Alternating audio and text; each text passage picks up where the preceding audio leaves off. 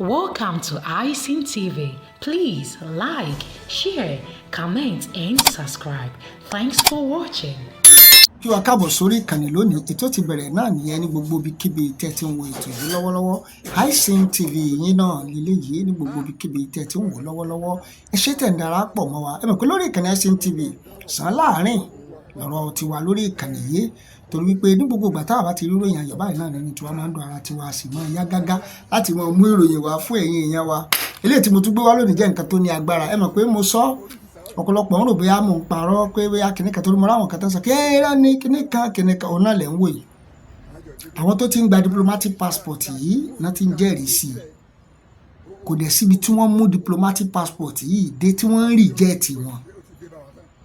Lórí ètò tí mo ṣe lọ́jọ́ yẹn mo sọ àwọn kan pè mí pé iSeen òun rèé o òun la fi rìn ín o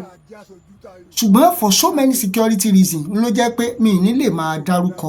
torí pé tẹ́ bá máa gbọ́ ẹ gbọ́ directly bóyá láti YSDM tàbí látẹnu Koiki Media ọ̀ àwọn tó ṣàjàgbẹnusọ fún bàbá Banji Akíntóyè ti wá ní wípé káwa bá rí nǹkan tó dáa káwa gbé wá káwa sọ fẹ́yìn ìyá wa pé tó ohun tí wọ́n rò pé ò lè ṣeé ṣe olóṣèṣe yìí o ti wá nìyẹn abólóde fẹ̀ lójú làwa lórí ìkànnì iSeen TV òun náà lè jẹ́ kí ní gbogbo ìgbà tí mo ti rí nǹkan inú tèmi máa ń dára tèmi àsìmọ́ ìyá gágá náà ni ìjẹ́ tí wàá gbọ́ wípé ní ìlú bàbá ńlá tí mo gbé ní ìṣẹ̀wá ní ìjẹta ǹjẹ́ mọ̀ wípé àwọn tó lọ kógun ja ìlú Ọ̀wọ̀ ti tẹ̀ wọ́n bẹ́ẹ̀ ni ọwọ́ tẹ̀ wọ́n gan-an ni seriously táwọn mú gbogbo wọn pátápátá ṣùgbọ́n nǹkan tó wá ń bà mí nínú jẹ́ ni wípé tó yẹ kán tó gbé fídíò yìí síta tó yẹ kí wọ́n gbé fídíò yìí síta wọ́n padà bọ̀ sórí yẹn ẹ jẹ́ sáré yànnà náà lórí ọ̀rọ̀ diplomatic passport yẹn gẹ́gẹ́ bí mo ṣe sọ láti ètò tí mo ti ṣe sẹ́yìn ọ̀pọ̀lọpọ̀ àwọn èèyàn ló ti ń gbà á bẹ́ẹ̀ ni kò dẹ̀ síbi tí wọ́n mú diplomatic passport yìí dé tí wọ́n reject wọn ìròyìn ayọ̀bẹ̀ náà nìyẹn torí wípé yìnyínyìnyín kẹ́ni ó lè ṣe míì o làwọn ọ̀rọ̀ tó wà nílẹ̀ yìí torí téèyàn bá sáà ṣe nǹkan tó bá dáa ó yẹ ká sọ pé ẹ̀ ń try ẹ̀ ń gbìyànjú ẹ káre ẹ kú fọmọnìyàn ṣe ìdí nìyẹn tó jẹ́ wípé ní ọ̀pọ̀lọpọ̀ ìgbà tèmi bá ti ráwọn nǹkan báyìí mo máa gbé wá láti wá yànnà náà mo máa ń sọ mo ní ó lè kù díẹ̀ káàtó bẹ́ẹ̀ nítorí pé ènìyàn ni wá ènìyàn ni àwọn tó wà nídìí nǹkan yìí ìfọ̀ ìyàwó tá à ń ṣètò gan ọ̀pọ̀lọpọ̀ ọgbà ẹlòmíà sẹ́ndì mẹ́sẹ̀gì sí mi iSeen kíní kan báyìí a sì tún adjust torí pé à ń lẹ́yìn ni àwa kọ́ la gbọ́n tán àwa kọ́ la mọ̀ tán bẹ́ẹ̀ ni wọ́n lọ́lọ́gbọ́n kan ta kókó omi méjì aṣọ bẹ́ẹ̀ ni kò sẹ́nì kankan tó gbọ́n tán so tá a bá rí àwọn nǹkan kan tó kù díẹ̀ káàtó nínú ìgbésẹ̀ tí àwọn èèyàn yìí ń gbé ẹ jẹ́ ká pè wọ́n ṣàkíyèsí ni kì í ṣe wípé ká wá jókòó sí kọ́nà àbìkan ká wá mọ sọ ọ̀rọ̀ àlùfàǹsá ká mọ sọ àwọn ọ̀rọ̀ kan ọ̀rọ̀ kò bá kò gbé kò rí bẹ́ẹ̀ mo ti sọ lórí àwọn ètò náà tá a ti ṣe sẹ́yìn mo ní kò sí particular method kankan tá fi ń gba orílẹ̀-èdè kálukú ní ó design títí ẹ̀ kò sí particular method tí wọ́n fi ń gba orílẹ̀-èdè ẹ mọ̀ try gbogbo míìsì ni eléyìí tó bá ti jámọ́ yín lọ́wọ́ náà ló jámọ́ yín lọ́wọ́ method tó bá ti work fún yín náà ló work kì í ṣe wípé ẹ wà sọ pé okay o ṣé bá ṣe ń gba orílẹ̀-èdè nìyẹn ni ṣé bá ṣe ń gba kíní kan nìyẹn ni everybody ó mọ̀ try náà ni kálukú mọ̀ mú method tiẹ̀ wá kálukú mọ̀ mú àwọn ọ̀rọ̀ tiẹ̀ wá kálukú mọ̀ mú àwọn idea tiẹ̀ wá ni a fi wá máa process àwọn nǹkan yìí oríṣiríṣi àjọ àìdí àti kálukú bá mú wá yẹn láwọn fi process ẹ̀ irú ọ̀rọ̀ ti diplomatic passport ń sìn ó ní United Nations gan tiẹ̀ tí wọ́n á tẹ́wọ́ gbà báyìí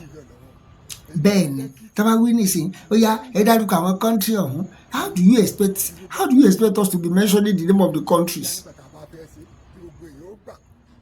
ẹnìkan tó sàn wá ní ẹ tẹ́ẹ̀bá ti lè dákọ̀ ẹ̀ á jẹ́ pé irọ́ lẹ̀ ń pa nìyẹn no you know there are some things in àwọn diplomatic anything tí bá ti pè ní diplomatic it should be diplomatic bẹ́ẹ̀ ni anything tí bá ti pè ní diplomatic ó gbọ́dọ̀ wà diplomatic so you don't expect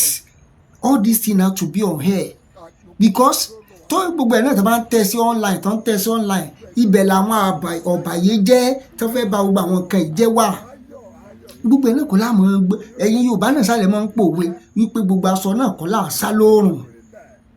so ìdí nìyẹn ẹ má máa expect gbogbo nǹkan yìí náà máa gbé wá sí online ó lẹ̀ ń wò yìí táwọn Yorùbá gbà tí ò bá ṣiṣẹ́ fún wọn wọn ò ní sọ pé ó ṣiṣẹ́ àwọn tí wọ́n lò tí wọ́n fi travel lọ sí Europe wọ́n testify sí wọ́n pè mí adẹ́n kì í à ń sá ọ̀pọ̀lọpọ̀ sì ń sọ pé àwọn òmẹ́ tó kú àwọn èèyàn testify pé kíní yìí ń ṣiṣẹ́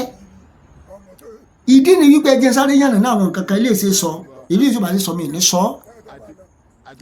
Yorùbá wọ́n mọ̀ wá pé a kì í ṣe criminal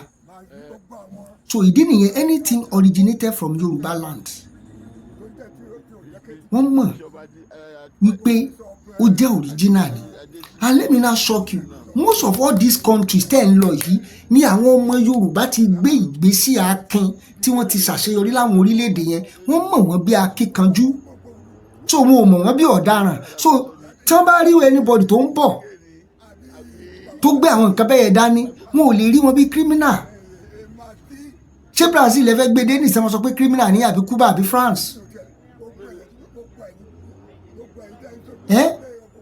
even nìkan sọ pé láti ní Venezuela àbí kí lórúkọ country yẹn wípé àwọn ọmọ Yorùbá nǹkan tó ń gbèsè náà àwọn country yìí kì í ṣe kékeré so expect pé kan gbé débi kan sọ pé they are criminal no cannot work they are not criminal because everybody ló mọ̀ pé Yorùbá we are hard working people we are most intelligent people ká má sọ pé ògùn adúláwọ̀ Yorùbá ganan rí fáàsì ẹ̀rí pé àwọn arábí náà rí fáàsì àwọn tán lé South Africa tán lé wọn Dubai wọ́n lé wọn gan Pakistan wọ́n tún lé wọn Ghana àwa náà rí fáàsì máa ń sọ pé ògùn adúláwọ̀ àwa ì náà rí fáàsì àwa náà rí fáàsì ó ti mo ń sọ a lot of things náà sì tó ń bọ̀ tó jẹ́ wípé bàbá Akíntóyè ń ṣiṣẹ́ lé lọ́wọ́ tó yẹ pé tí gbogbo àwọn kan yẹn bá ṣẹlẹ̀ ọ̀pọ̀lọpọ̀ àtún rí pé yes bàbá yìí ń gbìyànjú ṣùgbọ́n àwọn ọlọ́tẹ̀ wọ́n mọ̀ tó kọ̀ǹdẹ́mẹ̀ náà ni pé ṣé bá ṣe wá ń gbà nìyẹn nílùú bàbá ńlá mo gbé wá lórí ètò tá a ṣe ní àná àbí jẹta wípé wọ́n kógun ja ìlú ìtòrí ẹsẹ̀ rà pé ìlú yẹn da ooru pátápátá ṣùgbọ́n ìdùnnú àti ìròyìn ayọ̀ bẹ̀ ni wípé ọwọ́ ti tẹ̀ wọ́n àwọn ilẹ̀ ń wò wọ́n ti kó gbogbo wọn bẹ́ẹ̀ ni ṣùgbọ́n ìbéèrè tèmi sì ń béèrè ni pé ṣó yẹ ká tó ṣe fídíò síta torí wípé ìdí tí mo fi sọ bẹ́ẹ̀ ni wípé kò yẹ ká ṣe fídíò ẹ̀ síta torí wípé at the end of the day tán bá kó wọn dé police station wọ́n lè padà fi wọ́n sílẹ̀ at the end of the day tán bá kó wọn dé station wọ́n lè padà fi wọ́n sílẹ̀ ìdí nìyẹn tó jẹ́ wípé irú àwọn ìṣẹ̀lẹ̀ báyìí ó yẹ ká máa ṣe ń bò ń kẹ́lẹ́ ni ní tí mo sọ yẹn yé ká ṣe ń bò ń kẹ́lẹ́ ni torí kìí ṣe gbogbo nǹkan náà láwọn ènìyàn ló rùn káàkiri nígbà táwọn ṣe tiwọn ṣe pé àwọn ò ṣe fídíò síta bẹ́ẹ̀ àwọn ò ṣe fídíò akàṣàdé yìí náà ní pẹ̀lú dahoro ṣe fídíò síta pé ó yá o bàbá ńlá o bí báyìí o a ti ṣe ní o a ti àwọn ò ṣe fídíò ṣùgbọ́n àwa àfẹ́mọ́ ṣe ní ẹ̀rí máa jẹ́ mi ìṣó àfẹ́mọ́ sí ẹ̀rí máa jẹ́ mi ìṣó la fi ń ṣe fídíò yẹn bá ti ṣe fídíò yẹn and cause more damage because now táwọn èèyàn wọn bá wo fídíò ìsìn ṣe pé àwọn náà wà láàrin wa tán gbọ́ Yorùbá dáadáa a lot of people don't know pé wọ́n wà láàrin wa tán gbọ́ Yorùbá dáadáa tán gbọ́ Yorùbá dáadáa so wọ́n á tún mobilize àwọn èèyàn wọn láti sọ pé nǹkan báyìí ló tún ti ṣẹlẹ̀ o ẹ wo nǹkan tó ṣẹlẹ̀ ẹ wo nǹkan tó ṣẹlẹ̀ ẹ wo nǹkan tó ṣẹlẹ̀ wọ́n lè lọ reinforce wa ìdí táwọn sọ nìyẹn pé ká wà very very careful we should be very very careful when we are dealing with these people we have to be very very careful ṣùgbọ́n ẹja dúpẹ́ náà pé ìròyìn ayọ̀ náà ni pé ọwọ́ tẹ̀ wọ́n ìròyìn ayọ̀ ní ẹja dúpẹ́ pé ọwọ́ tẹ̀ wọ́n àwa tá a dẹ̀ jọmọ Yorùbá náà ká mọ̀ gbé àwọn ìgbésí akin àwọn tó dẹ̀ ń jà fún wa yìí náà ẹja sọ̀pọ́ọ̀tì wọn ẹ jẹ́ kí wọ́n mọ̀ pé àwọn èèyàn ni wọ́n tó bá ṣe nǹkan tí ò dáa ẹja correct wọn in love ká gbá àwọn ìgbésẹ̀ tó bá tọ́ ká lè tètè gba orílẹ̀-èdè Yorùbá wa bẹ́ẹ̀ ká lè ti gba orílẹ̀-èdè Yorùbá torí ọ̀nà kan ṣoṣo èmi ti sọ ọ̀nà kan ṣoṣo náà nìyẹn ká gba Yorùbá nation that's the best way and that's the final way tá a fi lè bọ́ lóko ẹrú lórí gbogbo àwọn rúkèrúdò tó ń ṣẹlẹ̀ lọ́wọ́lọ́wọ́. Kí lèrò tiyín? Ẹ fi èrò tiyín sí comment section.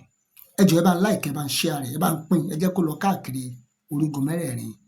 àgbáńlá ayé. Ìròyìn ayọ̀ náà ní ẹjá mọ̀ kíra wa kú oríire àwọn tí ò gbàgbọ́ nínú diplomatic passport ṣe ti wá rí báyìí pé ó ti ń ṣiṣẹ́ o. Mo sọ ń dọ̀ yẹn náà ọ̀pọ̀lọpọ̀ sọ pé yá ẹ máa gbé evidence wá, ẹ máa gbé nǹkan kan. Àwọn èèyàn fẹ́ pè mí pa àìsìn ó yá níbo ló ti rí ẹgbẹ́ evidence ẹ̀ jáde òun náà lè rí. Ẹ bá like, ẹ bá share, ẹ bá pín, ẹ jẹ́ kó lọ káàkiri orígun mẹ́rẹ̀ẹ̀rin àgbáńlá ayé. Ẹ ṣé o